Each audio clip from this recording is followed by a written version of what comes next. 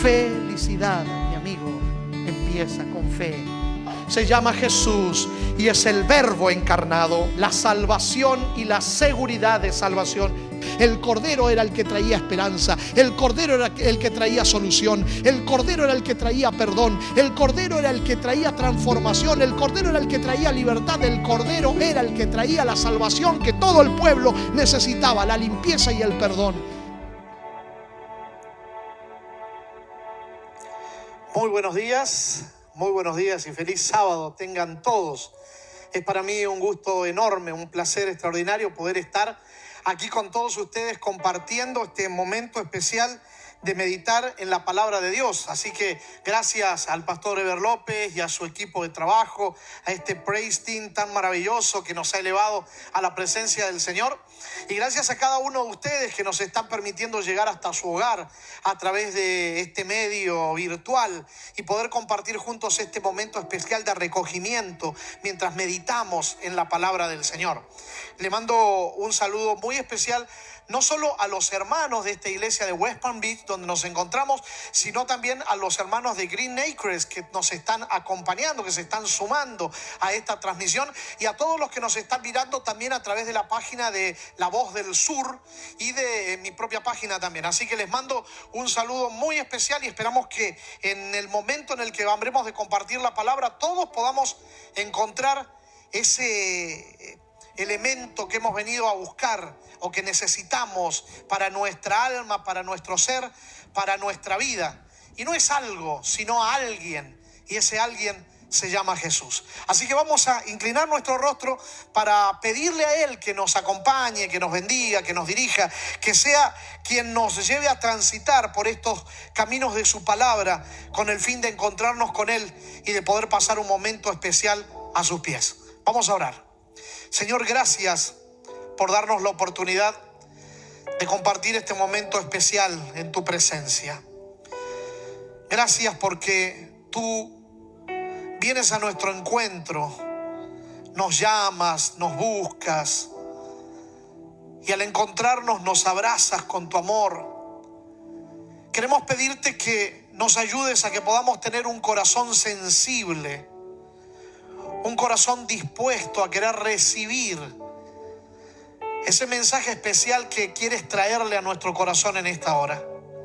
Que los amigos, las amigas, los hermanos y hermanas que están conectados y que están conectándose puedan recibir la influencia de tu Espíritu de tal manera que al concluir esta mañana nuestra reunión podamos tener la certeza todos de que tú nos has hablado al corazón. Quédate con nosotros, por favor, acompáñanos, inspíranos, instrúyenos, guía nuestra vida desde aquí hasta la eternidad. Te lo pedimos en el nombre que está sobre todo nombre, en el nombre de Jesús. Amén. Amén. Y yo espero que nadie se sienta mal por lo que voy a decir. Espero que nadie se enoje. No soy profeta ni hijo de profeta, como suelen decir algunos. Pero la realidad es que creo que este tiempo que Dios nos está dando, esta ocasión, este momento que el mundo está viviendo, nos está llamando la atención a entender que era tiempo de parar un poco en el ajoro cotidiano que estábamos teniendo en la vida. Póngase a pensar cómo era su vida antes de la pandemia y me va a entender un poquitito lo que estoy tratando de decirle. Teníamos una vida agitada, no teníamos tiempo para nada, y es como que Dios permitió, esto no lo provocó, obviamente Él no es el que provoca estas cosas, pero permitió que sucediera para llamarnos la atención y decirnos: hey, aquí estoy, préstame atención un momento aunque sea, porque el tiempo se está acabando, porque yo quiero regresar a la tierra y necesito que estés conectado conmigo. Necesito conectarme contigo. El Señor quiere venir a buscar a sus hijos, aquellos que estén conectados con Él.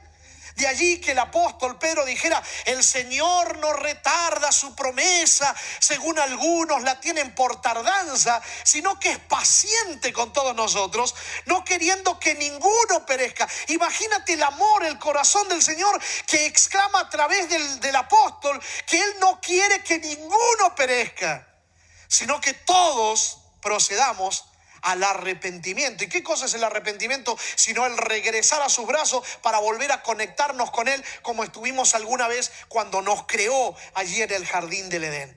Por eso, este tiempo, más que un tiempo negativo, y no voy a decir que no hay un virus, porque sí lo hay, y no voy a decir que no hay gente que está sufriendo, sí, porque también la hay.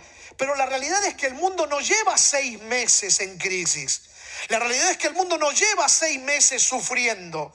Y la humanidad no lleva 6 meses confinada a una realidad negativa. Llevamos casi, o quizá alrededor de los 6.000 años de dolor, de sufrimiento, de angustia, de tristeza, de confinamiento a una realidad a la que el pecado nos ha confinado. Y esta pandemia que en este tiempo estamos viviendo no es sino, como dijera alguien por allí, un efecto colateral de esta realidad. Y no te extrañes, como dijo la Organización Mundial de la Salud, que después de esta venga otra, o se levante alguna otra situación, o como están padeciendo algunas otras personas en otras partes del mundo, que se les está juntando no solo la pandemia, sino algunos desastres naturales que agigantan el momento. Pero esto no es de ahora. No es de estos últimos 6 meses. El mundo está gimiendo con dolores de parto, queriendo que el Señor Jesucristo venga. Y Él, insisto, no retarda su promesa, sino que está teniendo paciencia con todos nosotros. Y ahora nos dio este tiempo que deberíamos estar aprovechando para buscarlo con todo el corazón.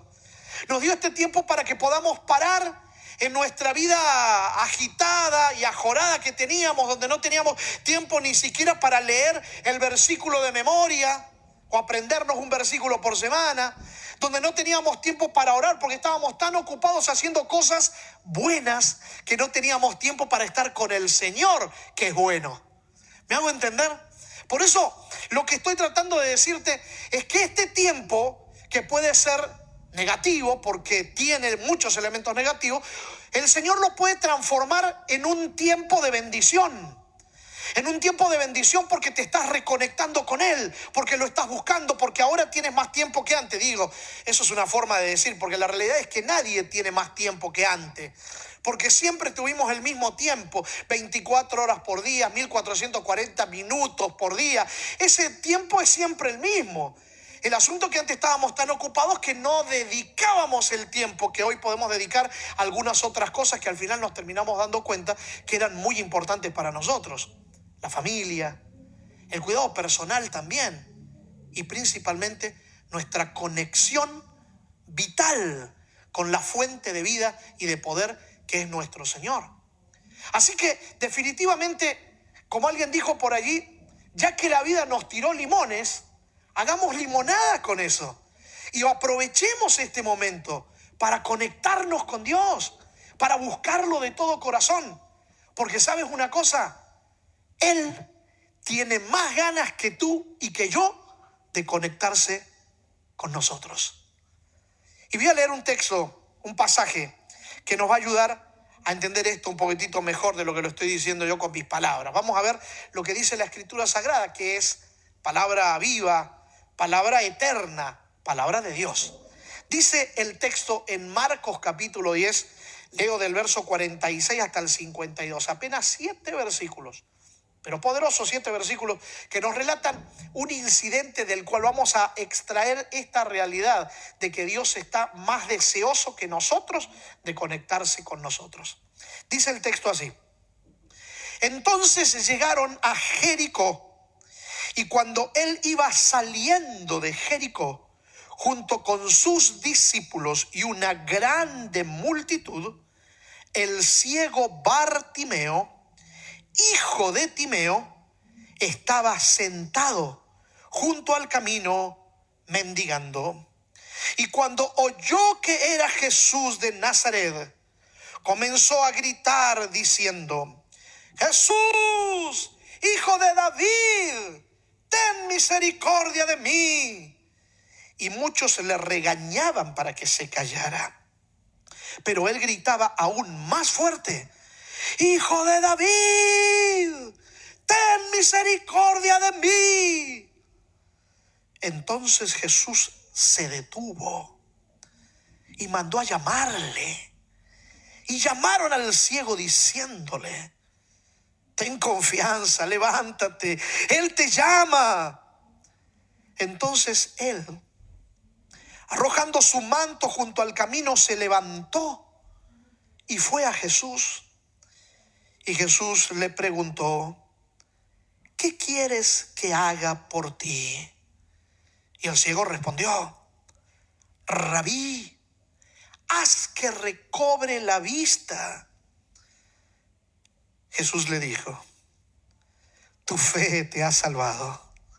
Y al instante recobró la vista y seguía a Jesús en el camino. Que el Señor añada siempre bendición a su palabra, y esa bendición llegue al corazón de aquellos que reciben la palabra, que la guardan en el corazón y la ponen en práctica en la vida, porque de eso se trata la virtud de la palabra, cuando la ponemos en práctica en nuestra vida. Cuando inicié mi ministerio como pastor, lo hice oficialmente en Puerto Rico. Digo oficialmente porque antes había hecho cosas como campañas de evangelismo y había trabajado en diversos lugares por contratos con la iglesia, pero como laico. Ahora ya oficialmente inicié mis funciones ministeriales en la Isla del Encanto, allí en Puerto Rico. Y cuando empecé, los primeros tiempos me confinaron, podría decir ser la palabra, o me pusieron, me colocaron en la línea, en el área de trabajar con jóvenes. Claro, era más joven de lo que soy ahora, porque todavía me sigo sintiendo joven, pero en aquel tiempo, que era aún más joven que hoy, tenía esa conexión más fácil con los muchachos. Digo, porque a veces va pasando el tiempo y uno le va costando un poco a veces. Pero en aquel momento, como era joven, veintitantos años, 23, 24 años, 22, por ahí 23, 24, así que me pusieron a darles clases de Biblia a los muchachos en las escuelas, en las academias. También daba campañas de evangelismo con los jóvenes, y eran campañas que se llamaban evangelismo juvenil, así las llamaban, ¿no? Y trabajando con ellos empecé a descubrir que ellos tenían muchas inquietudes, muchas preguntas, pero dentro de todas las preguntas que podían tener, interrogantes y cuestiones, ellos tenían una que era como una especie de común denominador. Significa esto que aunque tenían todos preguntas diferentes, había una que se repetía en todos ellos. El tiempo pasó. Se organizó la Asociación del Sur allí en Puerto Rico. Yo trabajaba en el oeste en aquel tiempo que les contaba recién.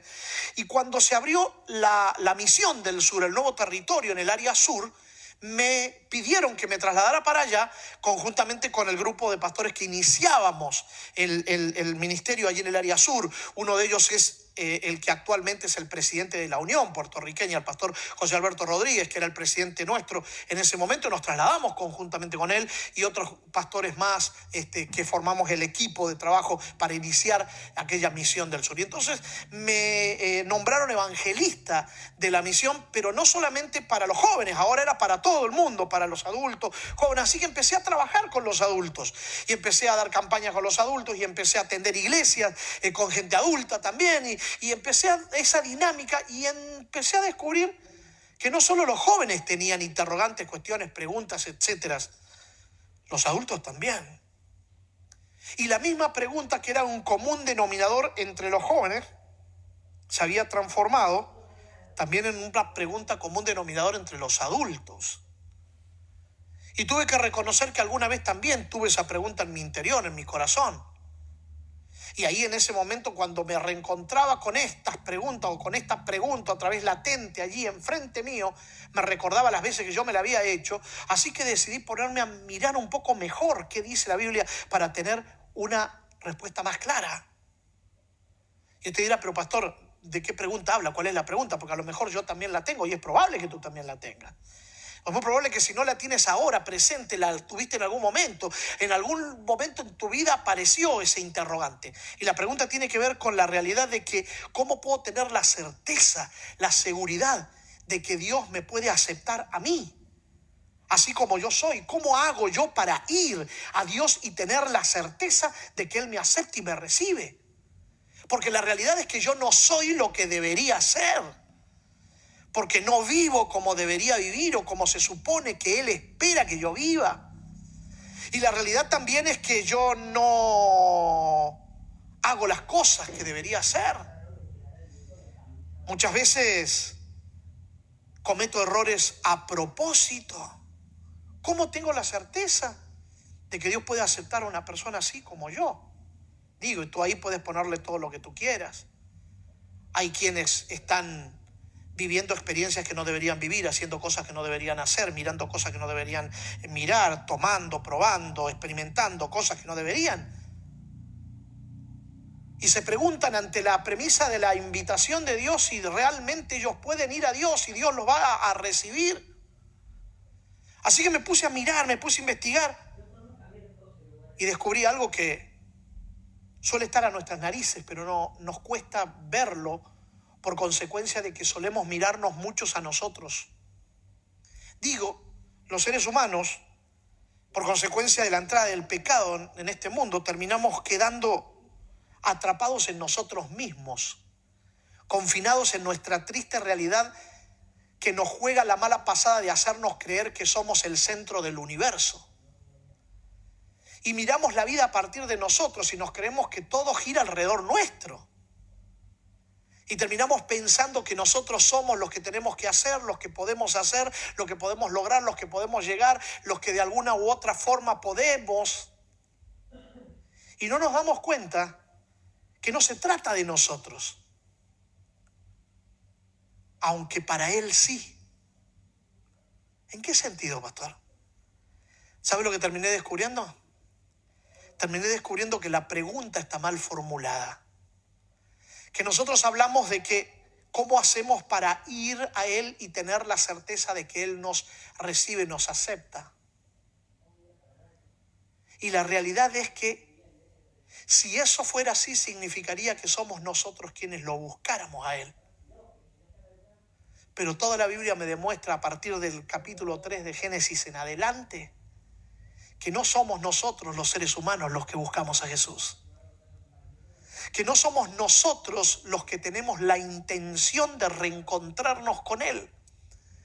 Que esa realidad del encuentro no emerge, no surge, no parte, no nace, no comienza en nosotros.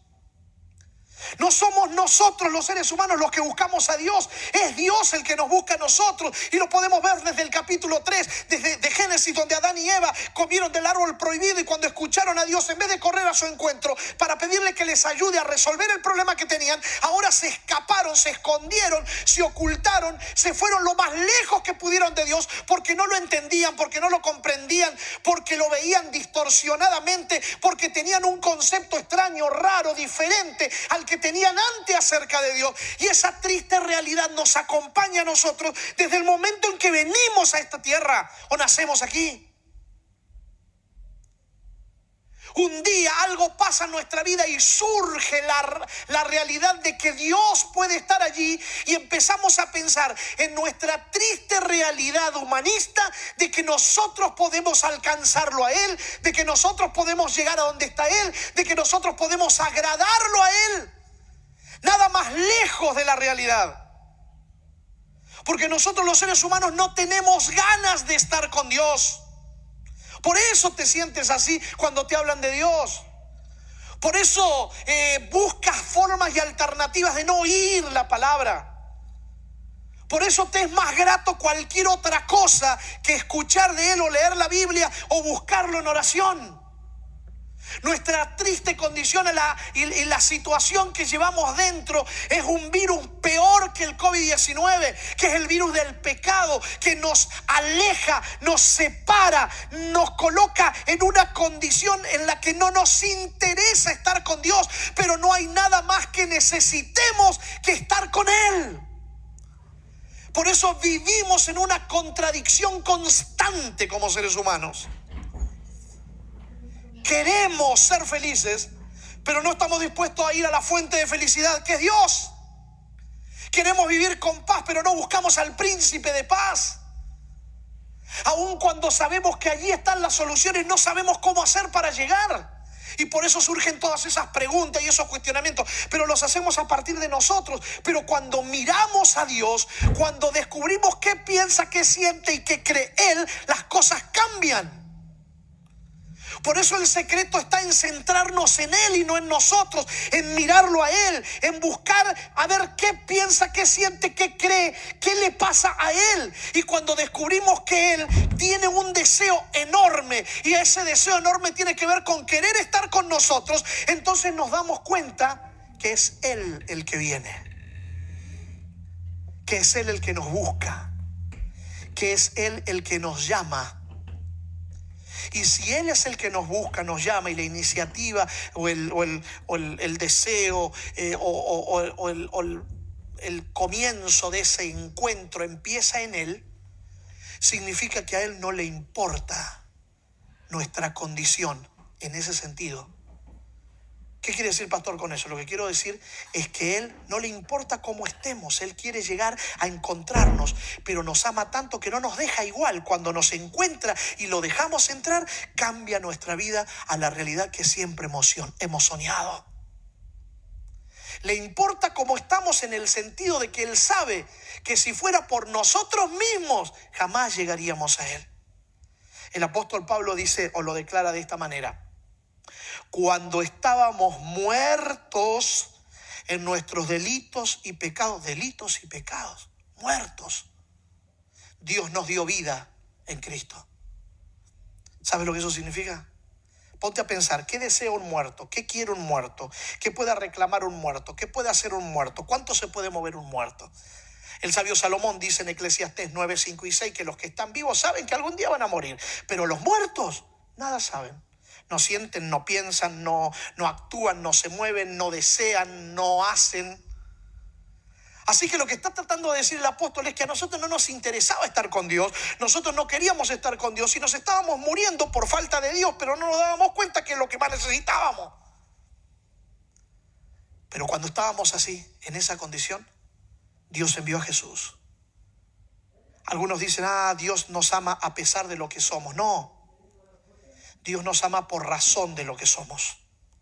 Y Él viene a buscarnos por lo que somos. Porque si no fuera así, Él no vendría y esperaría que nosotros fuéramos. Pero la realidad es que nunca iríamos. Por eso Él viene. Es nuestra condición la que lo hace actuar a Él. Por eso tú me podrás decir hoy, yo soy muy terrible, a mí me gustan cosas malas. ¿Tú crees que Él no lo sabe? Por eso quiere venir a tu encuentro. Por eso le importas. Porque estás viviendo y te estás lastimando de la manera en la que estás viviendo. El pecado no le hace mal a Dios. He escuchado frases retóricas que algunos las han hecho literales. Una frase retórica es aquella, por ejemplo, que dice: cada vez que pecamos, le clavamos un clavo más en la mano de Jesús. Y eso nos lleva a pensar, el pecado le hace mal a Dios. Y la realidad fue que Jesús ya murió en la cruz. Es una frase retórica para hacer entender que a Él le duele nuestro pecado, pero no por Él. A Él le duele tu pecado por ti, porque a ti te hace mal el pecado, porque a mí me hace mal el pecado, porque el pecado primero nos aleja de Él, que es la realidad en la que nos encontramos naturalmente. Pero después, cuando estamos con Él y nos empezamos a alejar, vamos a terminar haciendo, viviendo, experimentando cosas que van a lastimar nuestra alma, nuestro ser. Y por eso algunos terminan deprimidos hasta el extremo, otros terminan tan angustiados que hasta incluso acaban con su existencia física. Y digo existencia física porque la existencia espiritual ha acabado hace rato, cuando llegan algunos a esa situación. No es así con todos, digo, porque algunos, por conflictos que no saben manejar, han hecho cosas terribles y tristes. Pero el pecado siempre te lastima a ti. Por eso a Él no le gusta. Porque Él te ama tanto que Él sufre cuando tú sufres, Él llora cuando tú lloras. Él no puede verte así angustiado. Por eso esa realidad y nuestra condición lo hace actuar a Él. Y Él deja el cielo, el trono, la gloria, la honra, la majestad de los ángeles. Se viste de humanidad con esta carne pobre que tenemos nosotros. Y viene a este mundo a vivir lo que tú ya no puedes vivir. A morir donde tú no quieres morir. Y asegurarte la redención venciendo a la muerte que no lo puede retener. Porque la muerte se enseñorea del que peca. Pero como Él no pecó, la muerte no lo puede retener. Y Él rompe las cadenas que lo amarran en el sepulcro. Y sacan la piedra a los ángeles y sale de la tumba de José de Arimatea vencedor y entregándole su victoria a todo aquel que está dispuesto a dejarlo llegar a Él, porque de eso se trata. El pasaje que leímos lo explica, yo lo veo así, te lo comparto. Ahí aparece Jesús con una gran multitud. ¿Te diste cuenta que Jesús siempre estaba rodeado de gente? Es que las multitudes percibían no solo que Él tenía lo que ellos necesitaban, sino que Él mismo era. Porque lo que nosotros necesitamos no es algo, no es una cosa. Si fuera una cosa, a lo mejor sería el dinero, a lo mejor sería la fama, a lo mejor sería el poder, a lo mejor sería la casa que soñaste, el carro que siempre quisiste tener, o la compañía, la empresa, que no está mal, nada de eso. Pero no es lo que va a llenar totalmente tu vida. Porque lo que nosotros necesitamos para llenar nuestro vacío no es algo, no es una cosa, es a alguien. Y ese alguien tiene que ver con Él. De allí que Santo Tomás de Aquino, ¿has escuchado alguna vez hablar de Santo Tomás de Aquino? Santo Tomás de Aquino era seguro. Santo Tomás de Aquino decía, el vacío del corazón del hombre tiene la cara de Dios. Es Dios el único que puede llenar nuestro vacío. Es su presencia. Por eso lo que necesitamos es a alguien. Y ese alguien se llama Jesús. Por eso las multitudes lo seguían. Ahí va, imagínatelo conmigo. Toda la multitud alrededor de Él cantando, victoriando su nombre. Porque la gente cuando está contenta y feliz y además están en grupo, si alguien se motiva empiezan a cantar. Y el barullo que se hace es tremendo. Y el gentío y la algarabía y los gritos y los cantos. Imagínate, están trastornando todo por donde pasan. Él está entrando a la ciudad de Jericó y traspasa toda la ciudad de Jericó. Este relato que yo leí de Marcos 10 también aparece en los otros evangelios sinópticos. Los evangelios sinópticos son 3. De los 4 evangelios se dividen los evangelios en 2. El evangelio del teólogo, así lo llaman, el de Juan, que tiene relatos que los otros no presentan, que presenta el evangelio de una perspectiva muy particular, muy propia de Juan, el discípulo amado. Pero los otros 3 evangelistas, Mateo, Marcos y Lucas, cuentan casi las mismas historias, por eso son llamados evangelios sinópticos. Sinopsis significa mirando a través de un mismo ojo. Entonces estos 3 cuentan los mismos relatos. Tú puedes leer este relato en los otros evangelios y vas a ver que Jesús ya estaba yendo a Jericó, a Jerusalén, donde iba a ser su entrada triunfal allí montado en un pollino de Ana, como Zacarías lo había expresado, para que entonces al llegar todo el mundo ponga mantas y palmas a su paso y griten hosana, bendito el que viene en el nombre del Señor. Ese era el plan. Pero antes de ir a Jerusalén, Jesús decide desviarse, porque no era que el camino pasaba por allí y tenía que atravesar la ciudad de Jericó. No. Él se desvió adrede, a propósito, porque quiso, porque se le antojó. Y entró a la ciudad de Jericó para hacer lo que hizo.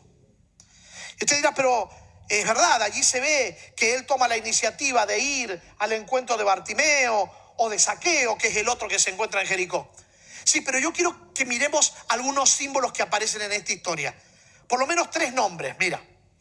Todos los nombres que tú encuentres en la Biblia, sean nombres de personas, sean nombres de ciudades, sean nombres de lugares o de circunstancias que terminaron marcando un lugar. Digo, por ejemplo, un hombre llamado Jacob, un día se acuesta a dormir y ve una escalera y ángeles que suben y bajan por esa escalera y dice, hoy estuve aquí en casa de Dios, esto es casa de Dios, puerta del cielo, y le pone al lugar aquel del nombre Peniel.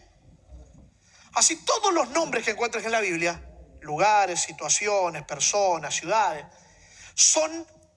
no están traducidos. Son expresiones que todavía tienen una traducción o un significado. Y aquí yo quiero concentrarme en 3 nombres.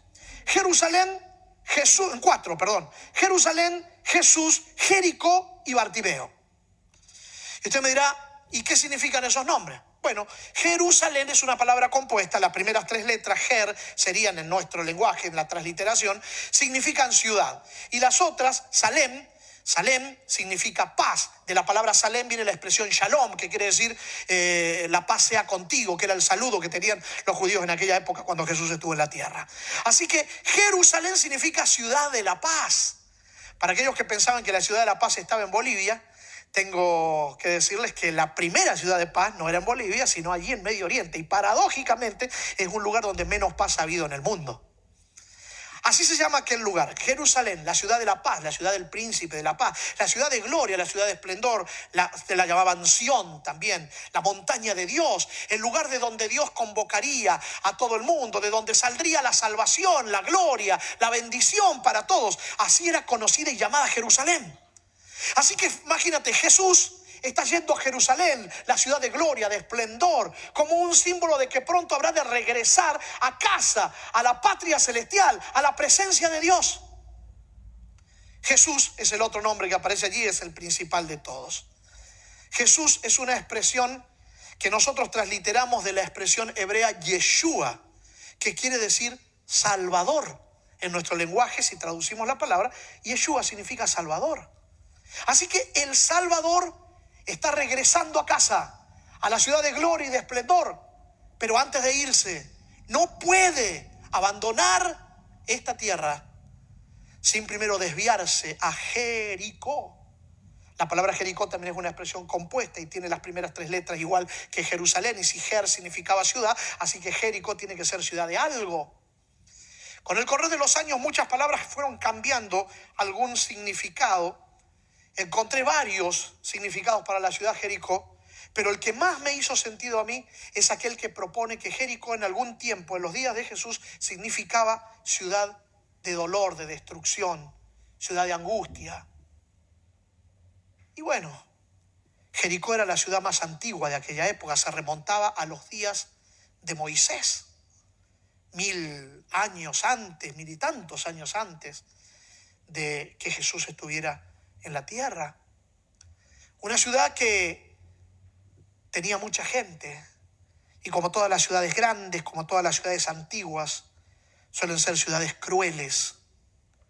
Suelen ser ciudades donde la gente no se presta atención y se genera mucho dolor, mucha angustia, mucho estrés, mucho individualismo que provoca o produce todo esto otro que estábamos mencionando.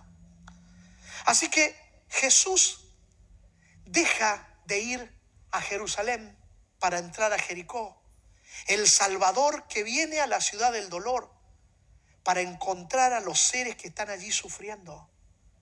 Es un símbolo de lo que él había hecho hacía 33 años atrás, cuando había dejado el cielo y había venido él por iniciativa propia, porque no le quedaba de paso este mundo, sino que él decidió venir aquí con el fin de encontrarnos en nuestra triste condición de dolor. Y nadie nos puede representar mejor que aquel que está sentado junto al camino, esperando que la vida pase sin poder recibir nada, queriendo soluciones para él, queriendo cambiar las cosas, pero no pudiendo hacer absolutamente nada por consecuencia de su condición. Y ese que está allí sentado, la Biblia lo identifica con un nombre. Y el nombre de él no era un nombre real. ¿En qué sentido, pastor? Sí, él se llamaba Bartimeo. ¿Sabes lo que quiere decir Bartimeo? La expresión bar es la transliteración griega del hebreo ben. Ben quiere decir hijo en hebreo. Benjamín, hijo de mi diestra. Rubén, mira, un hijo. Ben quiere decir hijo. Ben en griego es bar. Bartimeo, hijo de Timeo. Él era el hijo de un fulano llamado Timeo. Ni siquiera un nombre que lo identificara con él mismo llevaba en su interior, sino que lo identificaban con otros. Si el padre fue bueno, lo identificarían como con alguien positivo. Pero si su padre fue mal considerado por la gente, entonces llevaría cargando a cuesta la triste realidad de tener que ser el hijo de alguien desechado y despreciado. Y por si eso no alcanza, ahora él mismo está en una condición que no puede revertir, porque él es ciego y como consecuencia de su ceguera está junto al camino viviendo de las obras de la gente, porque es un mendigo. Y digo, sin temor a equivocarme, la mayoría de la gente de cada 100, 99,5 que mendigan nunca reciben lo mejor que la gente tiene. Puedes verlos, a las personas que están por allí pidiendo con necesidad. Nadie saca lo mejor que tiene para darles. Todo le dan lo que sobra. Él vive de las sobras, de las migajas. Nadie nos representa mejor que él. Ciego sin entender la realidad. Ciego sin poder llegar a donde necesita ir. Ciego al borde del precipicio y no se da cuenta. Ciego que pretende conocer el camino y con su bastón golpea a los que están a su alrededor o rompe las cosas de mayor valor. Ciego que va caminando derecho al hoyo y no se entera. Ciego que se paraliza en la vida y no puede avanzar. Nadie nos representa mejor que él. Y él está allí sentado junto al camino de la vida, esperando que el tiempo pase. Pero no sabe lo que está esperando. Porque no entiende bien lo que necesita. Porque es ciego y no puede ni siquiera mirar para adentro, porque la ceguera lo ha enmudecido en su interior. Lo ha oscurecido por dentro. Y ya no puede ver, por eso no tiene esperanza, por eso no puede ver un futuro, por eso no puede ver algo positivo en medio de las realidades que puede tener a su alrededor. Nadie nos representa mejor que él. Pero de momento hay una multitud que llega y él escucha los gritos y pregunta, ¿qué pasa? Y alguien le dice, Jesús ha llegado a Jericó. Él había escuchado ese nombre Jesús porque era famoso. Era el personaje del momento. Ese ser llamado Jesús había devuelto la esperanza a cientos de miles que la habían perdido. Ese Jesús les había hecho pensar en la posibilidad de que de verdad Dios se haya acordado de los seres humanos, de que de verdad Dios pudiese amarnos, de que de verdad Dios pudiese venir a nuestro encuentro. Y él había escuchado lo que Jesús dicen o decían en las calles, era capaz de hacer, capaz de calmar las tempestades, diciéndole a los vientos callas y a los mares se enmudece. Era capaz de caminar sobre las aguas, era capaz de levantar a los paralíticos, era capaz de despertar la lengua de los mudos, el oído de los sordos. Y también contaron a Bartimeo alguna vez que Jesús era capaz de devolverle la vista a los ciegos. Solo alguien que viniese de parte de Dios podía hacer tales proezas. Entonces se le vino a la mente aquel versículo de Isaías que hablaba del Mesías en el capítulo 61. El Espíritu de Jehová está sobre mí, por cuanto me ha ungido para pregonar las buenas nuevas a los cautivos. Y entre las cosas que decía, además de liberar a los presos, era devolverle la vista a los ciegos. Y él sabía que solo el Mesías podía hacer algo así. Entonces cuando la multitud llegó, él empezó a gritar con toda la multitud, Jesús, Hijo de David, ten misericordia de mí. Pero los gritos de la multitud ahogan la voz de este mendigo harapiento, casi famélico, que no tiene fuerzas. Y Jesús sigue caminando con la multitud. Y lo que es peor, alguien lo manda a callar. Cállate, Bartimeo. Jesús no te va a escuchar. Religiosos que no entienden, que creen que los seres humanos somos los que llamamos y somos los que buscamos. Pero Bartimeo no quiso creer y ahora decidió gritar con el alma. Tu necesidad, tu condición, cuando la reconoces, es lo que te terminará abriendo la puerta para que Jesús pueda llegar. Porque Él está allí. Está tan lejos tuyo como a una oración de distancia. Y antes que empieces esa oración, ya está entrando. Volvió Bartimeo a gritar, Jesús, ¿cómo pueden los gritos de este hombre acallar los gritos de una multitud? ¿Has estado alguna vez en medio de una multitud? Intentaste comunicarte con alguien que está al lado tuyo y no te escuchaba. Imagínate allí. Sin embargo, los gritos de aquel hombre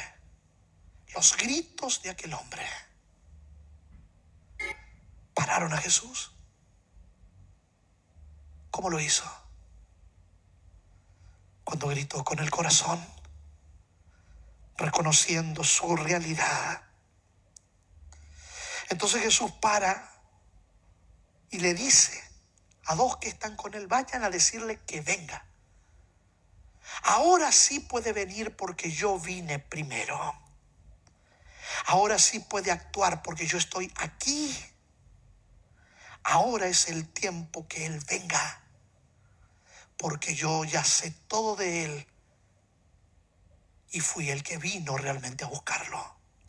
Estoy aquí por él, porque si yo no hubiera venido, él jamás hubiera podido llegar a donde yo estaba.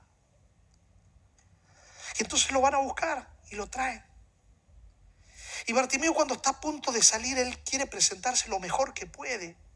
Como nos sucede a nosotros cuando alguien nos dice que nos espera, nos ponemos el mejor traje que tenemos, la mejor ropa, buscamos lo mejor para caer bien. Y él toma la capa, porque la capa es lo mejor que él tiene. La capa es como su casa, se lo cubre del frío de la noche, se tapa del calor del día. Cuando se necesita trasladar sus cosas de un lado al otro, lo hacen con su capa a cuesta. La capa era el tesoro que él tenía, lo mejor que él tenía. Pero ¿cómo era esa capa? Una capa sucia, apestosa, rota, desgastada, despintada. Así es todo lo que podemos tener nosotros pensando que es grande o que es lo mejor. Nuestras mejores realidades se asemejan a una capa rota, sucia, apestosa, gastada. Así que cuando Bartimeo se dio cuenta de eso, de que no había manera de que él pudiese por sí mismo agradar a Jesús, decidió no perder el tiempo. Entonces dejó su capa junto al camino y salió a encontrarse con él, con el que lo vino a buscar, con el que provocó el encuentro, con el que llegó primero, con el que despertó en él el deseo de querer buscarlo, porque si él no viene, jamás se despierta el deseo en nosotros. Porque la fe viene por el oír la palabra. Y un día tú ni te propusiste escucharla, pero alguien te dijo y por quedar bien la escuchaste. Y esa palabra empezó a producir algo en ti. Porque es palabra viva, más penetrante que toda espada de 2 filos y penetra hasta partir el alma, espíritu, coyuntura y tuétano y discierne las intenciones y pensamientos más profundos del corazón. Esa palabra que llega como semilla viva empieza a germinar y producir fruto, y ese fruto se llama fe, que es provocada por esa palabra que viene de Dios. Así que Dios es el autor de esa fe y a su vez es el consumador, porque esa fe te empuja a Él, que es palabra viva, y cuando estás con Él te alimentas en esa fe y empiezas a pensar como Él piensa y empiezas a vivir en sintonía con Él, y cosas extraordinarias empiezan a pasar cuando vives la vida de la fe. Bartimeo empezó, fue a su encuentro, ahora tiene fuerzas para ir. Esa fe provocó en él energía, deseo, y él va. Está enfrente del maestro, no lo puede ver. El maestro puede verlo a él y le hace una pregunta: ¿qué quieres? A ver, ¿qué es lo que deseas ahora, Bartimeo? Ahora que has captado mi palabra, ahora que estás cerca mío, ahora que me has dejado llegar a ti, ahora que estamos así, lado a lado, frente a frente, conectados. Dime, Bartimeo, ¿qué quieres ahora? ¿Qué quieres y crees que yo puedo hacer por ti? No pidió una casa, no pidió un carro, no pidió dinero, no pidió familia. Él se atrevió a pedir lo imposible, porque se dio cuenta que estaba frente al Señor de las cosas imposibles. Porque lo que era más imposible de todo ya estaba hecho, y era conectarse con Él. Ahora que está conectado con la fuente de poder, se atreve a decir: ¿sabes lo que quiero? Que me devuelvas la vista. Yo no sé dónde está esa vista, porque tú no me la quitaste, pero tú me la puedes recuperar y me la puedes devolver. Tú me la puedes dar otra vez. Y cuando hagas eso, Señor, yo sé que voy a empezar a ver el camino verdadero. Jesús le responde de una manera extraordinaria. Le dice, ¿tu fe era de Él realmente? La fe que dejaste que nazca en ti por esa semilla que yo planté. Tu fe te ha salvado. Fíjese que no solamente le devuelve la vista, sino que esa devolución de vista es un símbolo de la salvación que el Señor le está dando, porque el Señor le dice, tu fe te ha salvado. Esa fe que te trajo a mí, producto de lo que yo hice al venir aquí, porque todo es de Él, la fe, la gracia, la bendición, la salvación, se está completando en ti, Bartimeo. Y mientras Jesús hablaba, este hombre recobra la vista, porque así de sencillo es con Dios. No tienes que esperar, no tienes que buscar en algún otro lugar, no es un mapa con un tesoro escondido que tienes que llegar a descubrir, no. Es tan sencillo como que Él viene ahora a tu encuentro, como que Él llega hasta donde tú estás y te encuentra allí mirando ese celular que tienes enfrente tuyo y te dice, ¿qué quieres que haga por ti? Porque yo estoy aquí dispuesto a mostrarte que te amo, dispuesto a mostrarte que quiero salvarte, dispuesto a mostrarte que te acepto como estás, porque siempre supe lo que eras y no me importó. Vine cuando tú ni pensabas encontrarte conmigo. Vine cuando tú ni siquiera tenías deseo en tu corazón de escucharme. Pero llegué porque te amo, llegué porque eres importante para mí, llegué porque no concibo la eternidad sin ti, llegué porque tú eres la razón por la cual yo vivo. Imagínate cuánto te ama el Señor, que estuvo dispuesto a poner en juego su divinidad, su eternidad, el trono mismo de Dios, y abandonó la gloria de los ángeles, abandonó los aplausos del universo, se vistió de humanidad para pagar tu rescate. Te ama tanto, tanto que no te quiere perder. Por eso ahora te encuentras allí mirando la computadora o mirando en el televisor esa pantalla de YouTube y te dice, entiende que eres importante para mí, que eres lo mejor que tengo. Yo sé que tú has cometido muchos errores, que te has equivocado adrede y que muchas veces te escapaste de mí, pero nada de eso me importa, porque lo que más me importa eres tú. Y ahora estamos aquí cara a cara, frente a frente. Y aunque tú no me puedes ver a mí, yo te puedo ver a ti, dice Jesús, como pasó con Bartimeo, y no hay diferencia con él. Por eso hoy te pregunto, ¿qué quieres que haga por ti? Pídeme, porque yo estoy dispuesto a responder. Busca y hallarás, llama y se te abrirá. Encontrarás cuando me encuentres a mí, te dice Él. Y hoy es día de tomar decisión. Hoy es día de responderle a Él. Escribe tu pedido. ¿Qué le pedirías a Él? A ver, yo quiero, Jesús, que hagas tal cosa en mi vida. Yo quiero ser un hijo tuyo, una hija tuya. Yo quiero tener la certeza de que me has recibido. Y hoy te digo, ten la certeza, porque Él abre los brazos para recibirte. Tú puedes decirle, Señor, yo quiero ser parte de esta iglesia. Y puedes ser parte de aquellos que sabrán de manifestar su conexión con Cristo, porque el bautismo no es para conectarte con Él. Tú te conectas con Él hoy, ahora, aquí, en este momento, si decides abrir el corazón. El bautismo es para manifestar que estás conectado con Él, conectada con Él, y que ahora quieres vivir para Él. porque le ha dado sentido y significado a tu existencia. Escríbelo allí. Yo soy de los que se quieren bautizar, pastor. Yo necesito bautizarme porque quiero que todo el mundo sepa que amo a Jesús, porque Él me amó primero, porque Él vino a buscarme. Y hoy puedes responder diciendo: Señor, tengo una necesidad que tú conoces. Si quieres puedes escribir la necesidad, porque la iglesia va a seguir orando por esa necesidad tuya.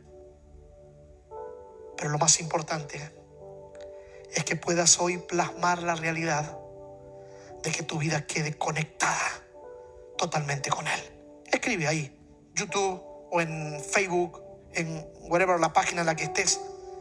Pon tu petición, tu necesidad, tu deseo, tu decisión. Ponla allí. Si quieres ser de los que se van a bautizar, escríbelo. El pastor Ever y cualquiera de los ancianos, líderes de esta iglesia te contactarán, te entregarán lo que sea necesario para que tú vas a estar listo, lista para ser de aquellos que se habrán de bautizar. Pero no dejes pasar esta oportunidad, porque hoy Jesús pasa por donde tú estás. Hoy Jesús llega a tu vida como lo hizo con aquel Bartimeo. Lo hace contigo. Y hoy las cosas pueden cambiar si decides tú que todo cambie. Vamos a orar al Señor por tu decisión.